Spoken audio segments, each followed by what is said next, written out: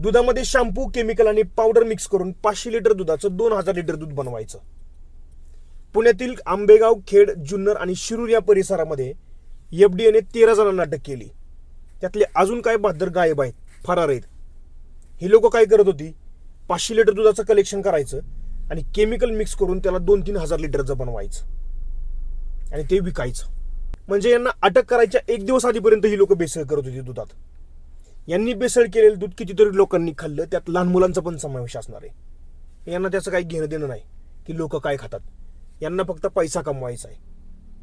माझी तुकाराम मुंडे साहेबांना एकच विनंती, ह्या गावाकडच्या मोठमोठ्या डेऱ्या आहेत ना, त्यांची वेळोवेळी चौकशी होणं गरजेचं आहे. त्यांचं रेकॉर्ड तपासणं गरजेचं आहे. त्यांची प्रोसेस तपासणं गरजेचं आहे. त्यांच्यावरती लक्ष ठेवणं गरजेचं आहे, कारण सगळ्यात मोठी बेसळ या ठिकाणी होत असते. 500 लिटर दुधाचं कलेक्शन करायचं, केमिकल पावडर त्यात मिक्स करून त्या 500 लिटरला 2000 लिटर बनवायचं. कोणाला काय करतंय, कोण टेस्टिंग करायलाच नाही, कोण तपासायलाच नाही. सध्याच्या कंडिशनला सगळ्यात जास्त बेसळ दुधामध्ये चालू आहे. लोक जातात, घेऊन येतात, खातात, लहान मुलांना पण देतात. त्यांना काय माहिती ह्या दुधामध्ये काय आहे. युरिया, शॅम्पू, केमिकल, पावडर, अजून काय काय मिक्स करतात तुम्ही विचार पण करू शकत नाही. त्यामुळे एफडीएला आणि तुकाराम मुंडे साहेबांना एकच विनंती, या मोठमोठ्या ज्या डेऱ्या आहेत त्या सगळ्या डेऱ्यांची सखोल चौकशी होणं गरजेचं आहे, कारण प्रश्न लोकांच्या हेल्थचा आहे.